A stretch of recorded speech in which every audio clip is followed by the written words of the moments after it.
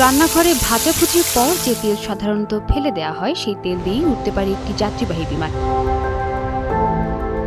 শুনতে অবাক লাগলেও জাপানে এখন ব্যবহৃত রান্নার তেলকে পরিবেশ বান্ধব বিমান জ্বালানিতে রূপান্তরের উদ্যোগ চলছে, আর এতে অংশ নিচ্ছেন সাধারণ গৃহিণী থেকে শুরু করে রেস্তোরাঁ মালিক সবাই।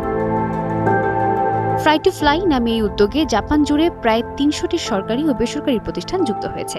লক্ষ্য একটাই, ব্যবহৃত রান্নার তেল থেকে সাস্টেইনেবল এভিয়েশন ফুয়েল বা SAF তৈরি করা। আর এই জ্বালানি প্রচলিত পেট্রোলিয়াম ভিত্তিক বিমান জ্বালানির তুলনায় প্রায় ৮০% পর্যন্ত কার্বন নিঃসরণ কমাতে সক্ষম। মধ্যপ্রাচ্যের বর্তমান পরিস্থিতির পরিপ্রেক্ষিতে বিকল্প জ্বালানির উৎসের গুরুত্ব বৃদ্ধি পাচ্ছে। এই উদ্যোগগুলো শুধু পরিবেশগত দৃষ্টিকোণ থেকেই গুরুত্বপূর্ণ নয়, বরং এগুলো প্রচলিত পেট্রোলিয়াম পণ্যের একটি মূল্যবান বিকল্প হিসেবেও কাজ করতে পারে।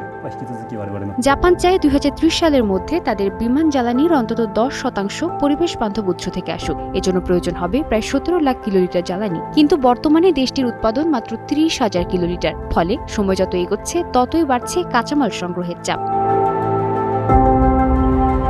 এই কাঁচামালে যোগান দিতে শুধু সাধারণ পরিবারের দরজায় নয়, কড়া নাড়া হচ্ছে রেস্তোরাঁ ও খাদ্য ব্যবসা প্রতিষ্ঠানগুলোর কাছেও। টোকিওর ঐতিহ্যবাহী টেম্পুরা রেস্তোরাঁগুলো তাদের ব্যবহৃত তেল এই প্রকল্পে দিচ্ছে।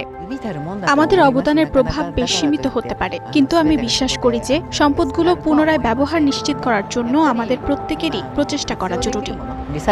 তবে চ্যালেঞ্জও কম নয়। ব্যবহৃত তেল সংগ্রহ, পরিশোধন, হাইড্রোজেন প্রক্রিয়াকরণ এবং জ্বালানি উৎপাদনের পুরো প্রক্রিয়ায় ব্যয়বহুল। এমনকি জাপানের সব ব্যবহৃত রান্নার তেল সংগ্রহ করা সম্ভব হলেও তা ২০৩০ সালের প্রয়োজনীয় জ্বালানির মাত্র ১/৪ পূরণ করতে পারবে বলে মনে করছেন সংশ্লিষ্টরা।